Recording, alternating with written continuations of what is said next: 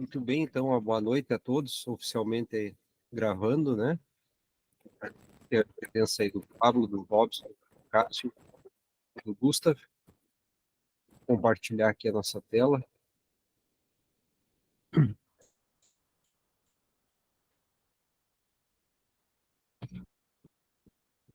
Vamos para conteúdo de aula.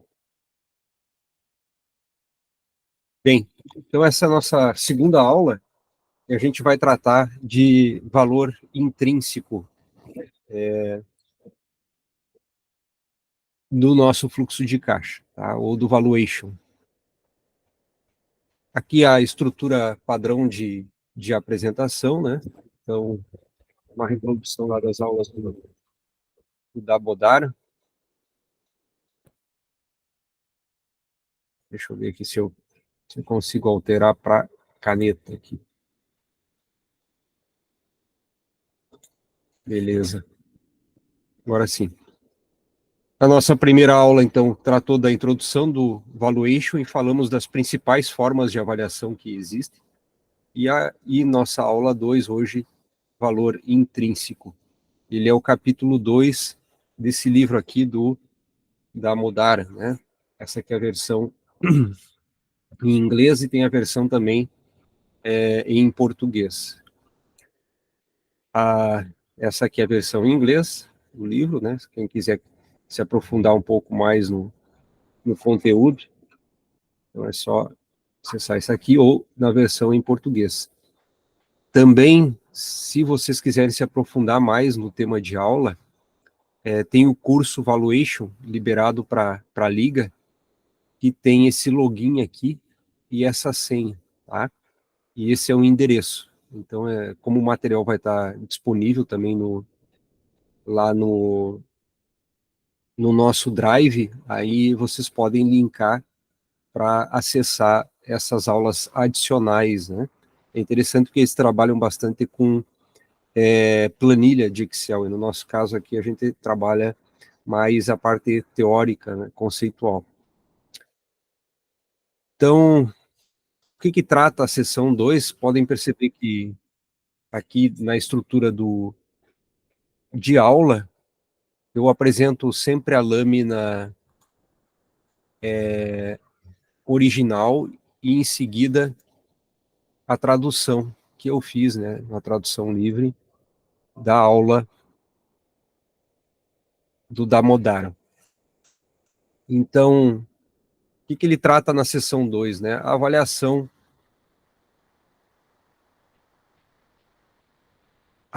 intrínseca, fundamentada, né? Então, estabelece os fundamentos da avaliação intrínseca, e aí a gente vai conceituar o que é essa avaliação intrínseca, com um contraste entre a avaliação de um negócio e a avaliação do patrimônio desse negócio, né? São coisas distintas, eu avaliar o negócio em si e o que ela tem de patrimônio, né? Bom, então a essência do valor intrínseco a gente avalia com base nas características também chamadas intrínsecas do negócio, tá? E o que vem a ser essas características intrínsecas? São as atividades de geração de fluxo de caixa de empresas, né? Então, o que ela pode trazer de influxo de dinheiro, né? Então, em vez de sair dinheiro, o que ela pode trazer de entrada.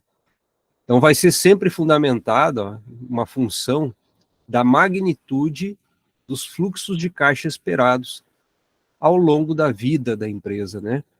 E também da incerteza sobre o recebimento desses fluxos de caixa, né?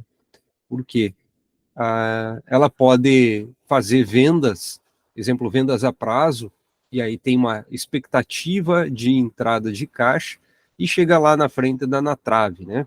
Então existe uma incerteza em relação a isso. Nesse caso, o exemplo que eu mencionei já seria um risco, não seria propriamente uma incerteza, né? A diferença entre risco e incerteza, quando eu não consigo mensurar a variabilidade, aí a gente chama de incerteza. Mas se eu consigo calcular estatisticamente, né, o risco, né, a variabilidade, a gente chama de risco. Então, a avaliação do fluxo de caixa descontado, ela vai ser uma ferramenta para estimar o valor intrínseco. E só aí a gente já percebe que existe diferença, então, do valor contábil de uma empresa que se baseia no patrimônio, né? Então, esse valor esperado, ele é escrito como valor presente dos fluxos de caixa. Então, quem já teve matemática financeira ou engenharia econômica e aprendeu lá o valor VPL, tá? Valor presente líquido, nada mais é, né, do que uma semelhança a esse valor intrínseco. O que diverge do VPL para valor intrínseco? No VPL, a gente considera o investimento inicial, na data zero. O valor intrínseco, ele considera só o valor futuro, tá? Então, é como se eu tirasse o que tem de entrada no fluxo de caixa inicial. Aqui fazer um fluxo de caixa. Então, eu tenho o ano 1, ano 2, ano 3, ano 4, ano 5. Isso aqui é chamado de valor intrínseco, tá? Enquanto que no VPL, eu considero o valor do investimento inicial também, né? Aqui. Esse valor de investimento inicial. Então, essa é a diferença. Tá? Essa aqui é a representação, portanto. Ó. Percebam que o fluxo de caixa, ele começa já na data 1. Tá? Então, as duas faces da avaliação do fluxo de caixa descontado, que é o que a gente chama de valor intrínseco. Eu vou pegar a esperança, né, do meu fluxo de caixa no período 1, mais a esperança do meu fluxo de caixa no período 2, mais a esperança, a gente está falando em esperança, porque há uma incerteza, há um risco dele não acontecer, né? E eu vou trazer para valor presente, e a gente vai chamar isso aqui de valor do ativo, dada uma taxa de retorno, né, uma taxa de desconto, que reflete o risco dos fluxos de caixa, né? Então, ele vai ter que contemplar a possibilidade desse caixa não ser realizado, né? Então, isso seria a forma tradicional da gente avaliar uma empresa, muito diferente do valor contábil, do patrimônio lá especificado na contabilidade, né? Então, uma forma alternativa para a gente tentar escapar dessa ideia de incerteza e de esperança, de expectativa, né, seria nós trabalhar com um fluxo de caixa equivalente com certeza de acontecimento, né, um valor determinístico em vez de probabilístico. E daí nós chamaríamos dessa forma aqui, né,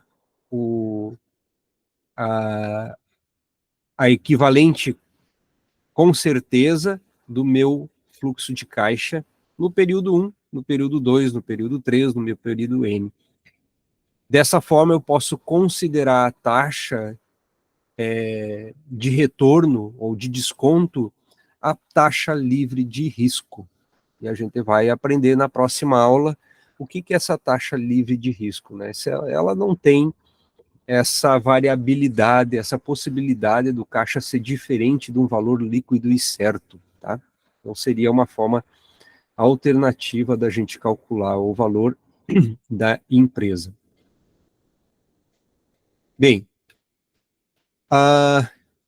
valor ajustado, então, ao risco. Duas proposições básicas, né? Para que a gente possa calcular o valor intrínseco de uma empresa, eu tenho como primeira proposição que um ativo tenha valor, tá? E que os fluxos de caixa esperado devem ser positivos em algum momento da vida do ativo. Se a empresa ela só tiver prejuízo, como é que eu vou achar um valor intrínseco? o valor intrínseco dela vai ser negativo também. Quem é que investiria numa empresa que tem fluxo de caixa apontando para baixo? Em algum momento no futuro, ele vai ter que ser positivo e vai ter que compensar esses fluxos de caixa negativos, né? Senão, a avaliação ela perde sentido. Como é que eu vou dizer que uma empresa ela vale menos 1 milhão, menos 2 milhões? Quem iria comprar, quem iria investir na empresa? Tá? A segunda proposição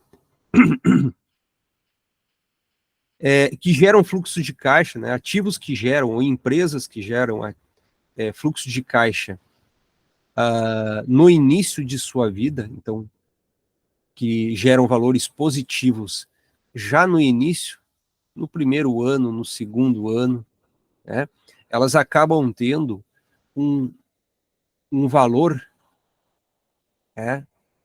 dos ativos maior, tá? Valerão mais do que ativos que geram fluxo de caixa mais tarde. Então, vamos fazer um outro fluxo de caixa aqui e pegar empresas que não geram fluxo de caixa no período 1, geram fluxo de caixa mais lá para frente, elas tendem a valer menos. Tá? Situações, exemplos disso. Empresas que só dão prejuízo. Vocês pegarem o caso de uma Tesla, vocês olharem, historicamente, ela só tem dado prejuízo. Mas se espera que num futuro, mesmo que tardio, ela venha a dar um resultado positivo. Né? Então, este último pode, no entanto, ter maior crescimento e maior fluxo de caixa para compensar. Então, para compensar esse período de espera de fluxo de caixa negativo. Então, seria a primeira forma da gente avaliar uma empresa, né, olhando o horizonte de expectativa de geração de fluxo de caixa positivo. Por isso que nós analisando um exemplo, a Petrobras, né, com a mudança de política governamental, né, com relação à gestão dos ativos, alterou a expectativa de geração de caixa, né, de um superávit para uma posição deficitária, como aconteceu recentemente, né? E isso acaba prejudicando, alterando, modificando o valor intrínseco da companhia, né, com base nessa expectativa de curto prazo de geração de caixa. Bom, então, o desconto cash flow choice, né, ou escolhas do desconto de fluxo de caixa, para nós fazer a avaliação de uma empresa, né, a gente precisa valorizar todo o negócio da empresa, né? A gente tem do lado esquerdo, que a gente contabilmente chama de ativos, bens e direitos, e do lado das obrigações a gente chama de passivo. Então, os ativos a gente tem numa empresa aquilo que já é passado ou que já é presente, que já está dentro da estrutura da empresa, já são ativos alocados, e temos, com o tempo, crescimento de ativos, né? E esse crescimento, ele tem duas formas propulsoras, ou é dívida, ou é patrimônio próprio, para impulsionar o crescimento de ativos, né? Fazendo com que isso aqui, ela de um tamanho pequeno, fazer um balanço aqui patrimonial, ao longo do tempo, ela vá crescendo e adquirindo tamanhos maiores de balanço patrimonial, né? Então, os ativos alocados, eles representam os investimentos existentes que já geram fluxo de caixa hoje e inclui ativos também de longa duração, né? Ativos fixos e ativos de curta duração, que a gente chama de capital de giro. Enquanto que o crescimento de ativos é o valor esperado que será criado por investimentos futuros na empresa. E aí a gente olha, então, a questão de de planejamento estratégico da empresa, né? E vendo o que ela tem de esperança de investimento de futuro, né? Do lado, então, da propulsor desse crescimento, ou vai ser dívida, que é a reivindicação fixa sobre os fluxos de caixa. Uma dívida, ela tem, então, um valor líquido e certo sobre o fluxo de caixa, né, a ser incidido. Já definido uma taxa de juros, ela pode ser pré, pode ser pós-fixada, mas você já tem uma mordida definida no fluxo de caixa. Também pouco ou nenhum papel na gestão ela tem, porque ela normalmente ela é definida por agentes externos, a taxa de juros não é definida pela própria companhia. Ela tem um prazo fixo de vencimento e tem a característica de ser dedutível do imposto de renda para as empresas, que é o que a gente chama, né, de benefício da dívida. Ela pegar dinheiro emprestado, ela seria a mesma coisa que se estivesse trabalhando ou injetando no ativo da empresa o imposto. Né? Em vez de entregar para o governo, como ela deixa de pagar, ela está injetando no próprio negócio. Tá? Ou ela fazer uma reivindicação residual sobre o fluxo de caixa, tá? Que é o papel significativo na gestão e também na questão de vida das empresas, né? Considerando, por exemplo, vidas perpétuas. Tá? Então tem uma participação da gestão muito forte nessa origem, né, nessa aplicação de recursos. Eu posso bater, então, no bolso dos acionistas ou simplesmente reter lucros e não repassar para eles, né?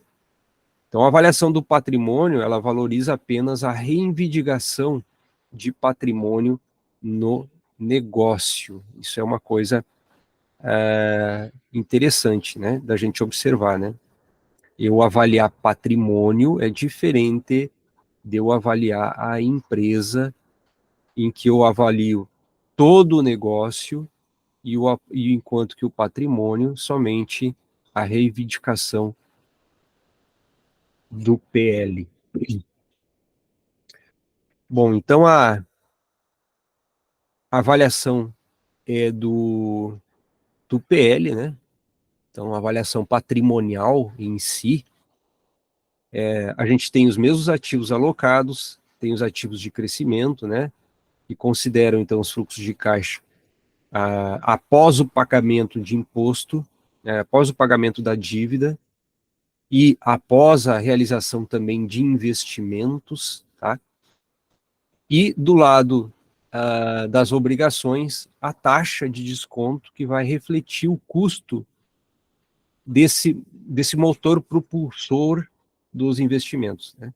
Esse custo, ele pode ser de dívida, e a gente vai chamar de custo de capital de terceiros, tá? Ou custo de equity, KE, capital próprio, certo? E com base nisso a gente determina o valor presente dos direitos de capital desta empresa. Portanto, a avaliação patrimonial ela vai ter um caminho diferente, né, do caso da avaliação do negócio em si, né? Enquanto que na avaliação da empresa, né, a gente, além de considerar os fluxos de caixa dos ativos, a gente considera antes de qualquer pagamento de dívida, né, mas após a empresa ter reinvestido. Vamos voltar aqui, ó. Então, antes de qualquer pagamento de dívida e após o reinvestimento, enquanto que na anterior é após o pagamento de dívida. Uma é após, outra é antes, né? Então já vai alterar o que eu estou avaliando. Se eu estou do lado dos acionistas, estou avaliando o patrimônio, né? Ou se eu estou avaliando o negócio em si, né? Atividade empresarial, né?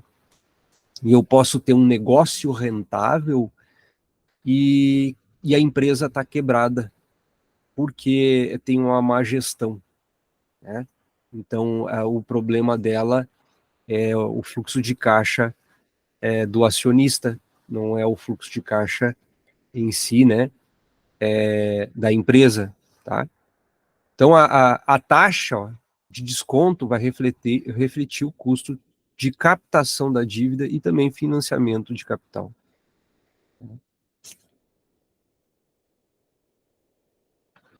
Bom, da contabilidade, como é que a gente pode avaliar isso, né?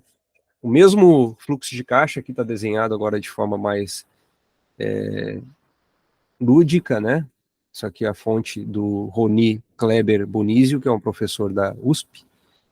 Ele destaca dessa forma, né? Do lado do nosso ativo, a gente tem então o investimento, que é o capital investido no negócio. Isso, o que é capital investido, né? Pode ser o working capital ou capital de giro, né? E também mais o investimento fixo, né? Que a gente vai chamar de capex ou capital expenditure, né?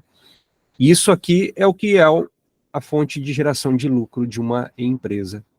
E do outro lado, nossos passivos onerosos apenas, que vão financiar essa atividade ou nosso patrimônio líquido. Passivo oneroso não entra passivo operacional, né, como contas a pagar, folha de pagamento, que não geram custo de dívida, né? E dessa forma a gente vai ter o custo dos juros do passivo oneroso e o custo também, né, de oportunidade sendo associado ao custo do patrimônio líquido, porque todo empresário, né, ele coloca dinheiro no negócio pensando em ou comparando sempre a outro empreendimento, a outro investimento que ele está deixando de fazer, né? Ou seja, isso é chamado de custo de oportunidade. Para ele optar pela empresa, ele vai pagar um custo de deixar de aplicar em outro negócio ou em outro ativo, né? Então, as diferentes decisões, elas vão refletir informações contábeis para nós e vai ser o custo de capital que gera esse lucro. A diferença do lucro operacional desse custo de capital, a gente chama de EVA, tá? Ou Economic Value Aggregate, né? Valor econômico agregado em uma empresa. E assim começa a aparecer as decisões, né? E a decomposição do lucro. A gente tem decisões a serem tomadas pela gestão operacionais e também decisão de investimento. Do lado dos ativos e do lado do passivo, a gente tem decisões de financiamento, da onde a gente vai tirar o dinheiro. E conforme eu mostrei e falei há pouco, uma empresa ela pode ser rentável, o negócio, e, no entanto, ela quebrar por má gestão, porque as decisões são equivocadas. Por exemplo, uma decisão de financiamento equivocada, uma decisão de investimento equivocada. Tá? Então, nós vamos medir esse valor econômico da empresa, né, conforme a diferença entre o lucro líquido gerado pela empresa, né, ou lucro operacional, perdão, e o VAC, tá? Uma medida que a gente adota para avaliar se o investimento vale a pena é chamado de ROI. O que é o ROI? É o Return on Investment, do inglês Return on Investment, ou retorno do investimento. Eu já falei que é pode ser o capital expenditure, né? CAPEX, mais o working capital. E essa medida, então, de investimento, ela é relacionada com o que a gente chama de NOPAD, tá? NOPAD, que é o Net Operation Return on Equity é outro conceito. Return on investment é diferente do return on equity. O investimento é todo o meu gerador de riqueza, é o que vai me gerar lucro, tá? Operacional, então a gente tem aqui o Net Operating Profit After Taxes, que é o chamado de NOPAT, é a medida do meu ROI, tá? No caso do ROE, né, o ROE não está aqui nessa lâmina, mas daí eu vou colocar aqui, vai ser o meu lucro líquido. Lucro líquido é diferente de NOPAT, já começa aí a diferença. Sobre quem? Patrimônio líquido, é outra diferença. Não é o meu investimento, quem é o patrimônio líquido está do outro lado, está do lado das origens de dinheiro, das decisões de financiamento. Então, eles são bem diferentes, como a gente pode ver aqui, ROI do ROI, né? O ROI, eu posso fazer uma relação, porque existe, isso aqui é um equilíbrio, tem uma igualdade, então eu posso fazer uma relação entre o meu ROI, aqui eu não estou apresentando a dedução, né? Também pode ser, né? Return on Investment Capital, também é chamado, né? Dependendo da literatura que a gente for utilizar. E ela vai ser relacionada, então, o meu ROI vai ser um ROI, porque ele sempre vai ser um valor, né? Como o investimento é maior do que o patrimônio líquido, ele vai ser sempre um valor menor, né? Em função do meu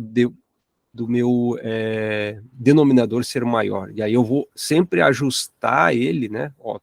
Tô colocando um plus no meu ROI. Tô colocando um plus. Então ele é maior o ROI do que o ROI, que é dado pela diferença entre o ROI e o CAI, certo? Que é vezes a proporção que eu tenho de passivo oneroso para patrimônio líquido, tá? Que é esse plus que eu estou dando, que a gente chama de alavancagem, né? Eu estou alavancando o meu retorno com base em um passivo oneroso. Ou, contrariamente, eu posso chegar ao ROI a partir do meu ROI, né? Meu patrimônio líquido. Então, a gente pode brincar e fazer cálculos e sair de uma forma e chegar no mesmo resultado usando um caminho alternativo, né? O pessoal da contabilidade gosta muito disso, o pessoal também da economia gosta muito disso, né? Para a gente se certificar que o valor ele é verdadeiro. Então, olhando os dados econômicos e financeiros da empresa, a gente consegue chegar aos mesmos resultados por caminhos diferentes, né? Como é que a gente mensura o CAI? O CAI são as despesas financeiras sobre o meu passivo oneroso, né? Corrigido do benefício fiscal, que é aqui o 1 menos o meu imposto de renda. Então já tem um custo aqui de capital de terceiro, né? Após o imposto de renda. E o CAE vai ser o nosso custo de oportunidade, que aí a gente vai aprender, vai ter uma aula contando só como a gente determina o CAI. Vai ter lá uma aula explicando como é que a gente chega no CAI, aí outra como é que a gente chega no VAC, para poder chegar no nosso fluxo de caixa, tá? Então, a gente vai enfrentar diferentes decisões que se refletem nas informações contábeis, né? Decisões de financiamento e decisões operacionais e de investimento que vão estar alterando a dinâmica da empresa. Bom, dessa sopinha de letras, né, a gente consegue calcular o EVA, já que ele era o lucro operacional menos o nosso custo de capital, né? Como é que eu posso escrever isso? O EVA, ele vai ser o ROI menos o nosso custo de capital próprio, CAE, vezes o patrimônio líquido. Da mesma forma, eu posso chegar no EVA, os valores são iguais, depois eu vou mostrar um exemplo numérico. Eu posso fazer obtendo a partir do ROI menos o custo do VAC.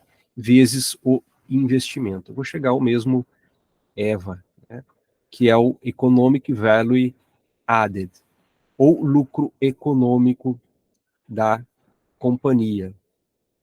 Bom, para mim chegar ao ROI, o ROI ele vai ser sempre uma função da margem vezes o giro.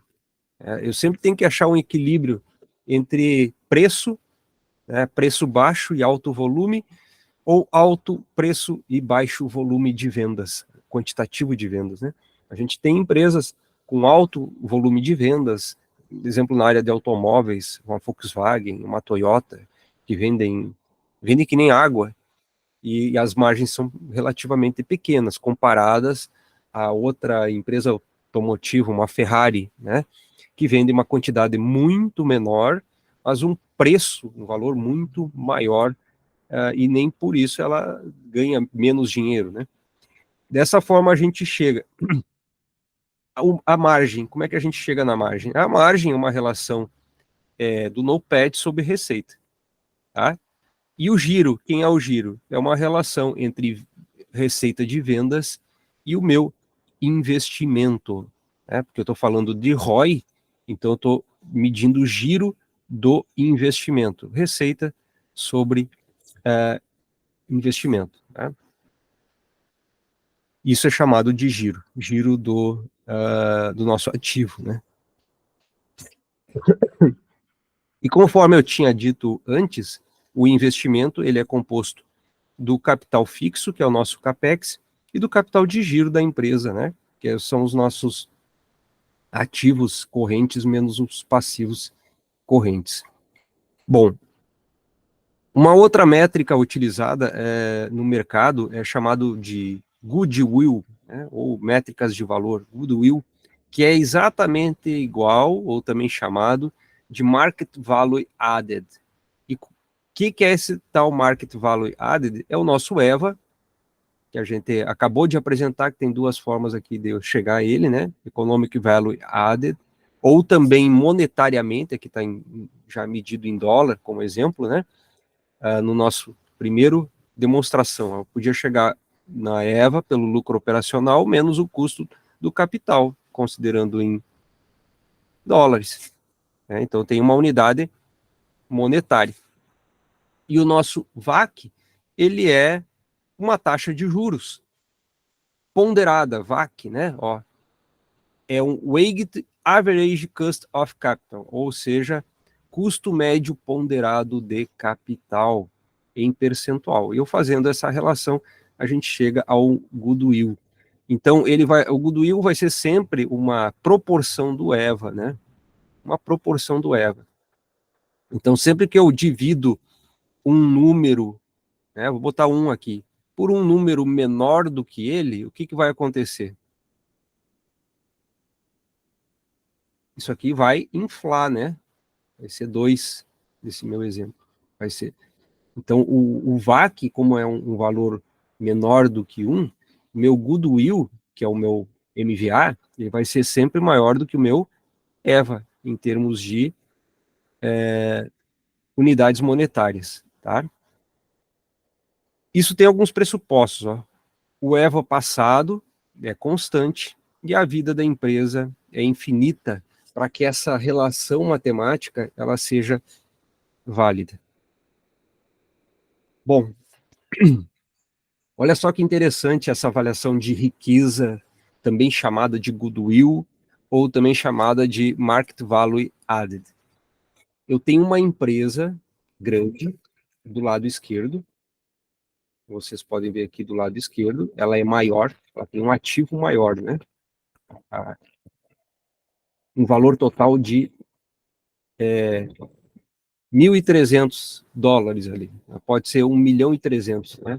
Dólares, ou 1.300.000.000. Comparada com a segunda empresa que é menor, ela tem um valor somente de 700 milhões de dólares, tá? Eu vou olhar o capital investido nela, na maior, ela tem 1 bilhão investido, $1.000, né?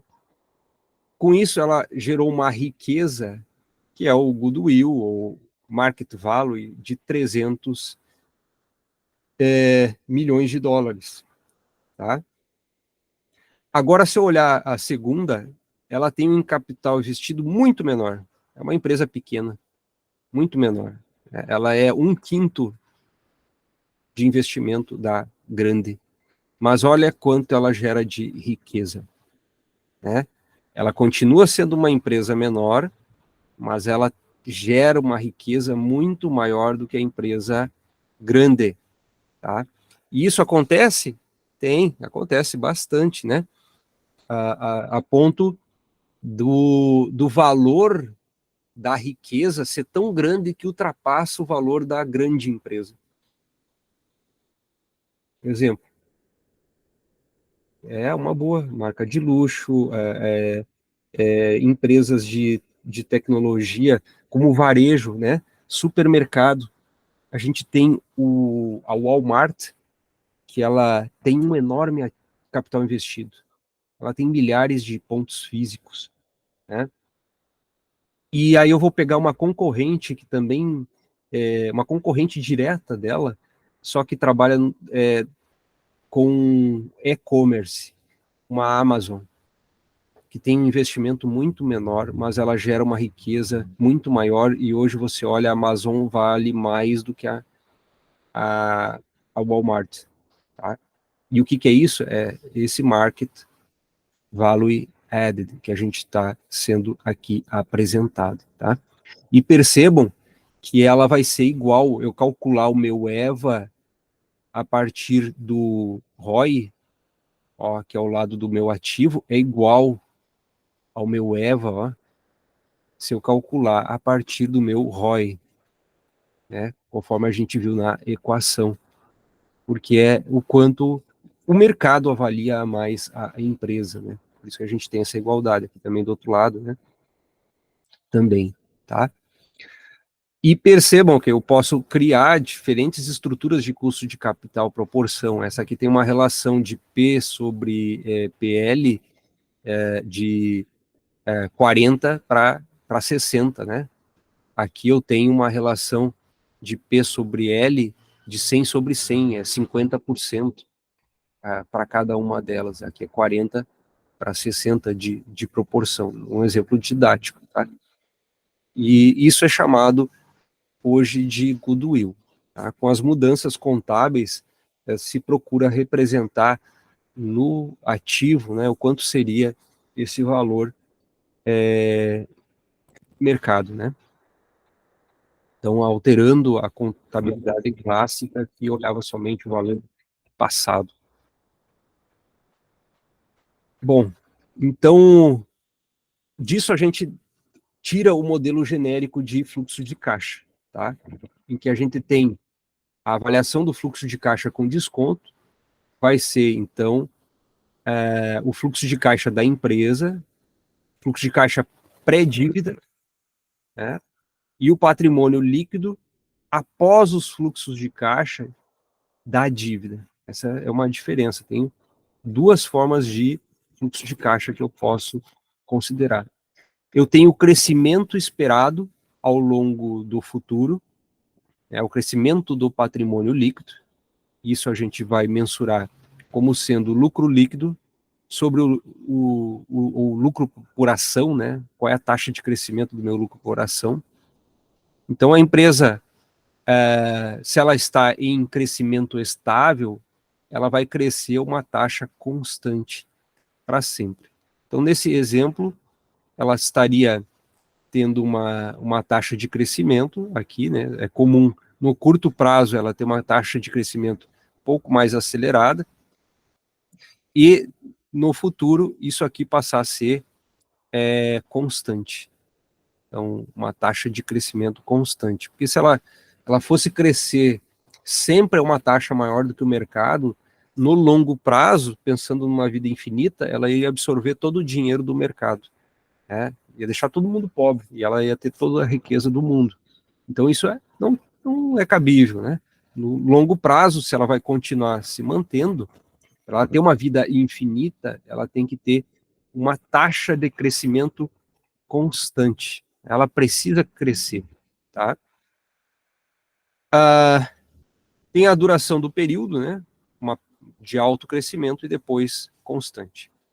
E essa, a gente aplica uma taxa de desconto para a empresa, o custo de capital, e para o patrimônio é o custo de capital próprio. Aqui é o CAE e aqui é o VAC. Então temos duas medidas, uma para medir o negócio e outra para medir o patrimônio da empresa, né? Então o valor é a empresa, o valor da empresa, e no caso do patrimônio é o valor do patrimônio líquido.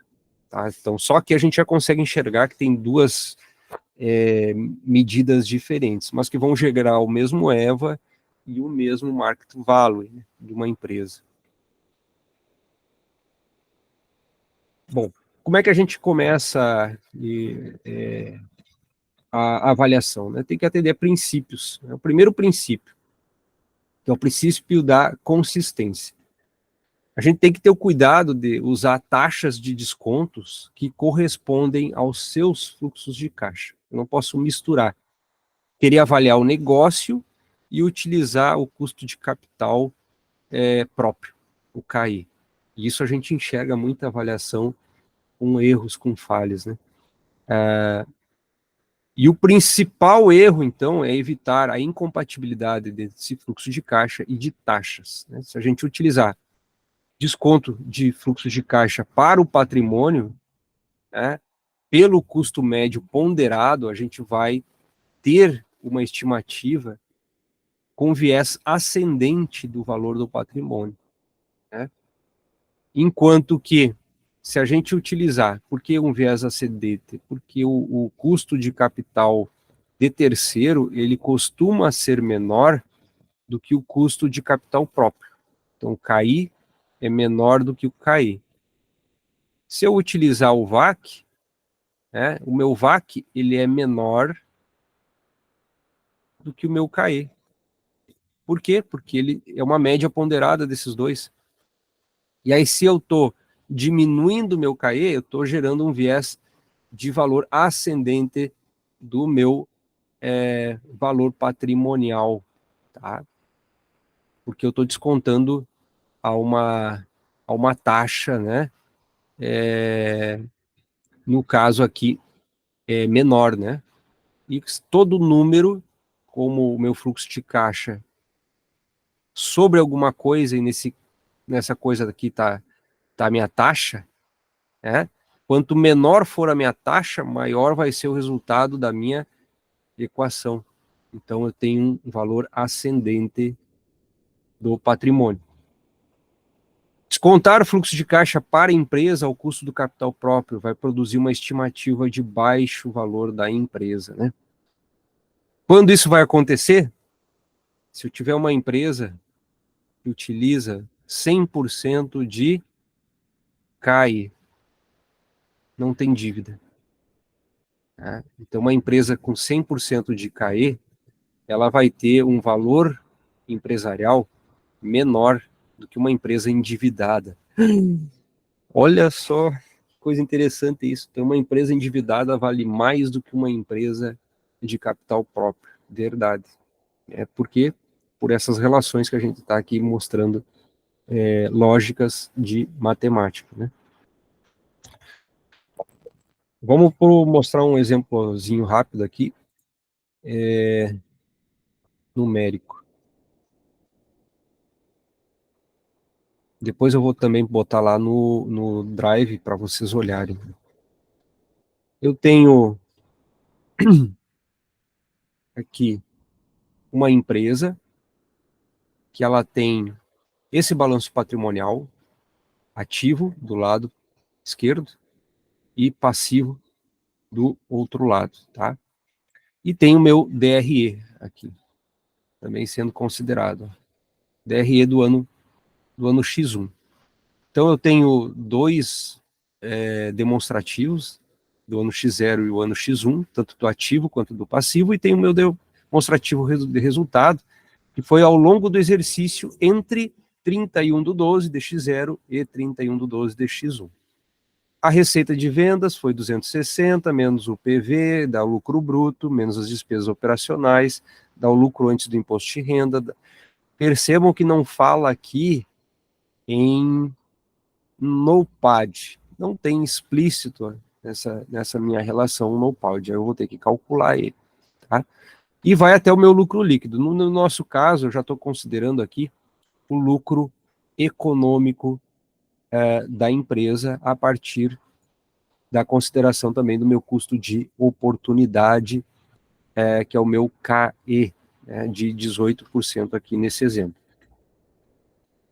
Então, utilizando valores médios do ativo, ó, de X0 e de X1, eu tenho as disponibilidades médias, que foi a média de caixa usado para gerar essas receitas ao longo do ano. Eu não uso só, então, o ideal não é usar o valor final, porque o valor final, ele não é uma média do que eu tive ao longo do ano para gerar essa receita, tá?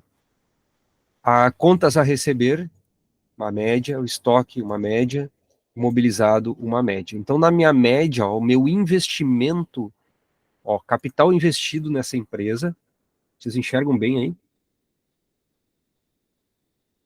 Acho que sim, né, o tamanho. Acho que para mim tá bom aqui. Tá, beleza. Então, ó, o capital investido, ele é meu giro, meu fixo, que se confunde, né, com o meu valor imobilizado, que está aqui sendo considerado, né, 130, 130. E qual é o meu capital de giro? Percebam que o valor investido está 150 e o meu ativo total é 154 na média. Por que tem essa diferença de 150 para 154? Porque eu estou considerando o meu capital de giro, tá? E o meu capital de giro são ativos circulantes menos passivo circulante. Então, eu estou usando o valor médio, eu tenho que somar 2 mais 8 mais 14 e diminuir desses 1,4, 0,5 e 1,4, que é o meu fornecedores, os tributos, os salários, né? E aí eu vou chegar ao meu capital investido, certo? Por que eu tenho que descontar? Porque não é dinheiro não está saindo do bolso dos acionistas, né? Essa parcela que vem, né? Do passivo circulante, ela vem de terceiros para gerar o meu caixa, né?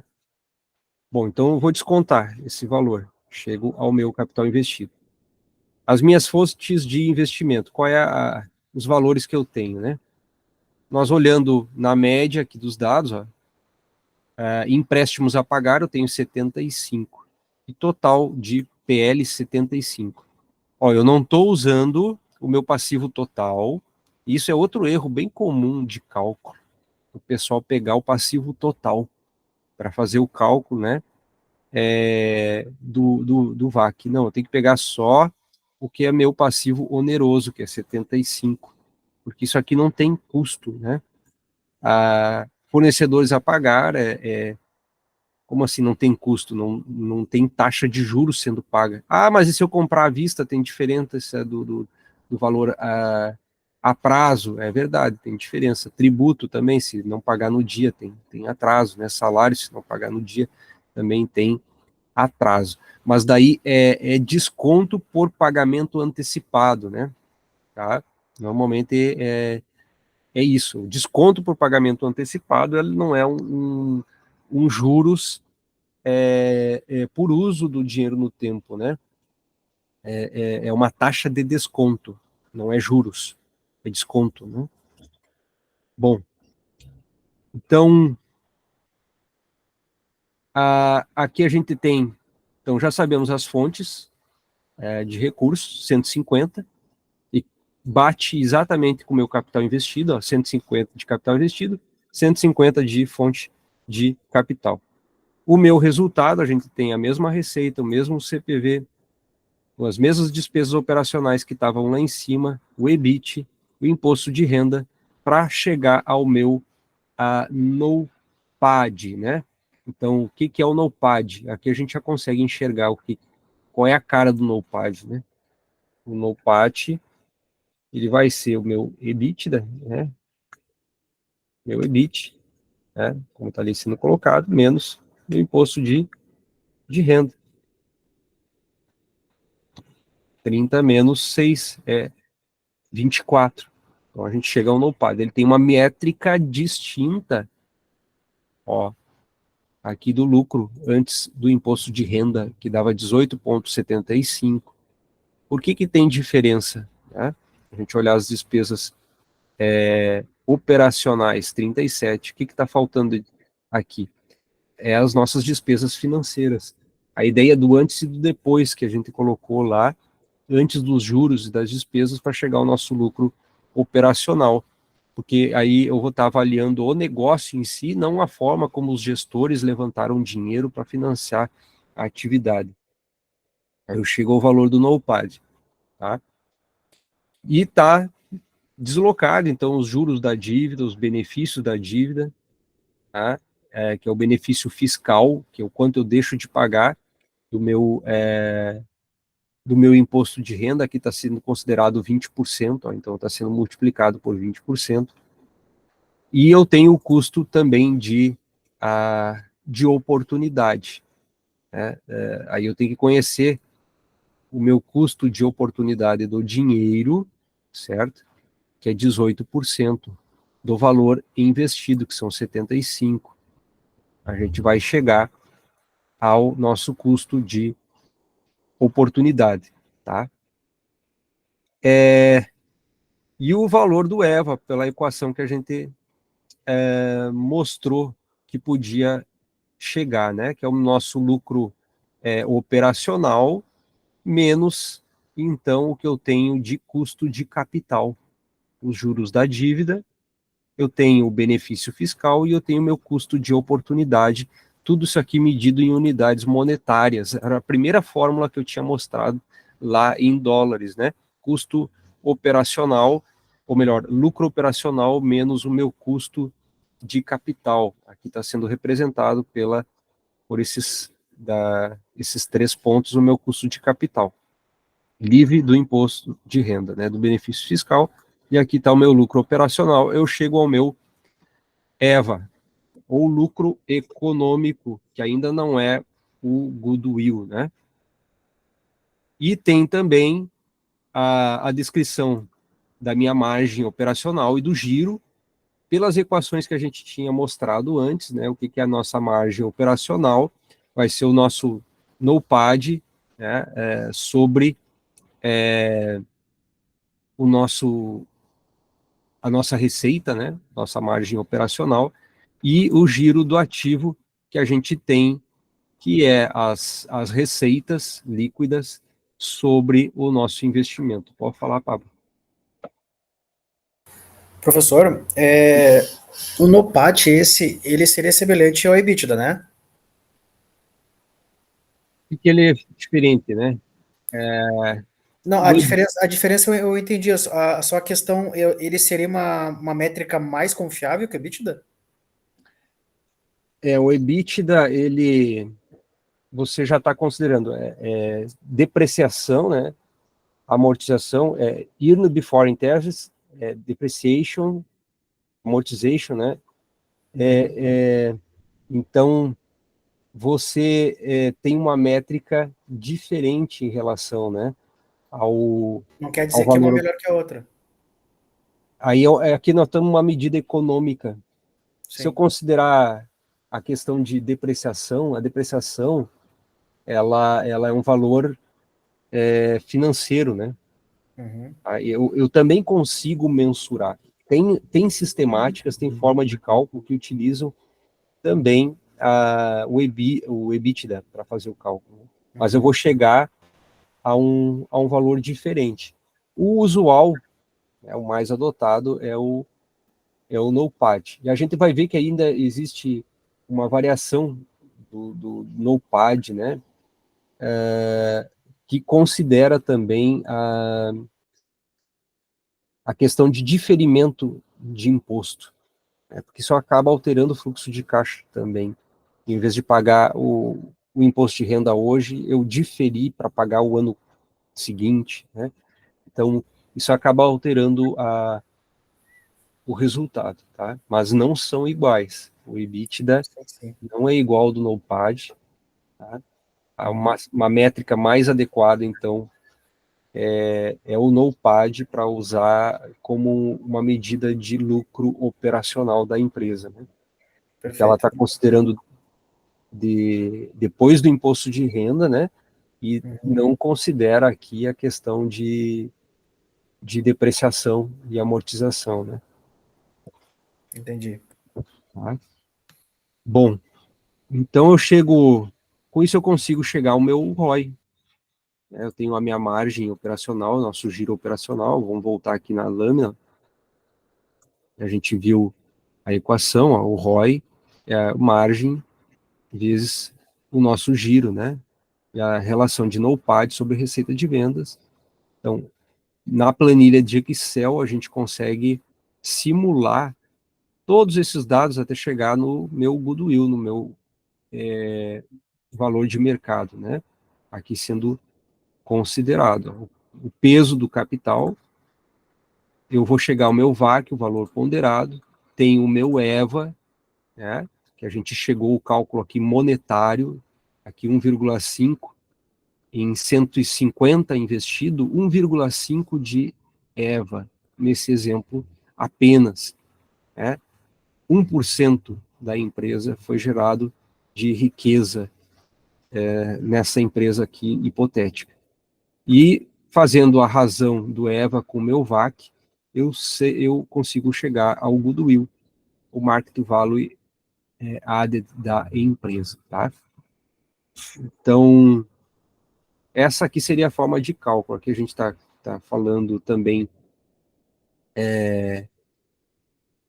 se a empresa tivesse sendo negociada por um valor diferente, ó, hipotético, tá? Eu tenho a empresa, então o investimento é 150, já te passo a palavra, Pablo. 150, a riqueza dela é 10, né? Então o valor da empresa é 160. E aí chega um maluco que quer investir na empresa e oferece 180, tá? Como 180 é maior do que o valor de mercado da empresa, o market value added, que considera o goodwill, né, eu tenho um ágio de 20. Então percebam que ágio é diferente de riqueza ou goodwill. A riqueza de uma empresa é um valor, 10. O ágio é outro, né? Alguém está pagando mais do que ela vale, em termos de market value. Pode falar, tá? Não sei se não, eu acho que não é tão importante, mas na forma, no VAC ali que o senhor mostrou, não está descontado o imposto de renda, né? Ou ele está? Sim, já tem Já que estar. está descontado o imposto de renda. Tá. Sim. Esse valor já é líquido, então. Já é líquido aqui Tá. do imposto de renda, né? Senão a gente já estaria cometendo um equívoco. Tanto que está aqui, ó, tá o benefício fiscal. Tá. Ó, aqui a gente tem o benefício fiscal da dívida de 2,25 para poder chegar ao lucro econômico. Tá? Perfeito. Essas planilhas vai estar lá esse modelinho, né? Bem didático, bom. Não é meu, é do professor aqui, Roni Kleber Bonísio, da USP. Ele gerou e é muito bom, né? Tá? Então, temos que valorizar quem o gerou de forma didática para exemplificar. Certo, gente? Mais pergunta? Alguma coisa a mais? Esgotou nosso tempo? Pode falar, Robson. Oi? Só uma dúvida. Acho que até eu já tinha ouvido falar do EVA. Acho que até acho que um dos poucos fundos de investimento que usam o EVA é a Trígono, que é do Werner Roger, mas eu sempre tive essa dúvida. O senhor explicou até que o EVA ele depende muito do investimento de uma empresa. Então, o senhor deu o exemplo de automóveis. Então, por exemplo, uma empresa que não investe muito, sei lá, que vende algo intangível. Estou tentando pensar algum exemplo. Oi? Desculpa, Robson. Tá bem baixinho o áudio. Bueno. Agora melhorou? bastante. Bueno. Não, é só uma dúvida. O senhor falou que ele depende muito de investimento, né, o EVA. E o senhor até deu o exemplo do automóveis. Então, por exemplo, uma empresa que não investe tanto, eu estou pensando até agora um exemplo que eu podia usar de alguma empresa, sei lá, que vende algo intangível. O EVA não seria, por exemplo, uma forma mais adequada, por exemplo, a ser usado nesse caso? Já é uma empresa que não necessita tanto investimento. Que não necessita de investimento. Tanto investimento com uma empresa do setor de automóveis, assim. Não, ele vai ser bastante útil. Vamos voltar aqui o exemplo. Eu vou projetar de novo.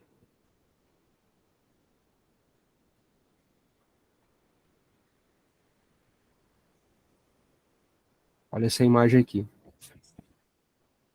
Tá? O que a gente tem aqui? Uma empresa que investe muito e uma empresa que investe pouco. Olha a riqueza que ela gerou. Isso aqui é o EVA. Né?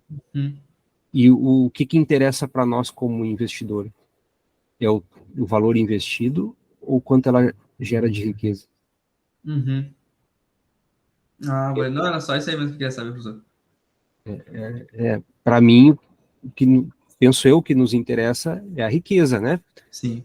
É um dos papéis, é uma das funções de um gestor financeiro em uma empresa, é maximizar a riqueza, né, dos proprietários ou dos acionistas. Né? Essa seria uma das principais funções. Né? Então, um gestor dessa empresa que consegue gerar essa riqueza aqui, ó, sem investimento, né?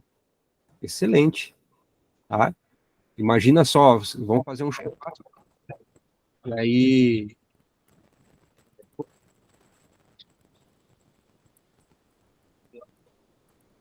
vou pagar nada. Agora, se vocês me convidam para o churrasco, eu tenho que pagar tudo. Né? O valor, a riqueza adicionada, né? Ela é diferente. Tá? Mais alguma pergunta? Então tá, gente. Muito obrigado. Peço desculpa por ainda não ter disponibilizado lá, tá? Mas em seguida eu disponibilizo a primeira aula. Tranquilo.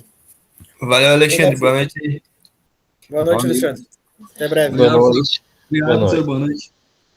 Abraço. Viu, Alexandre? Aí, se tu não conseguir postar lá, se não der certo com aquela conta, daí só me avisa que eu vejo com o Rômulo ali.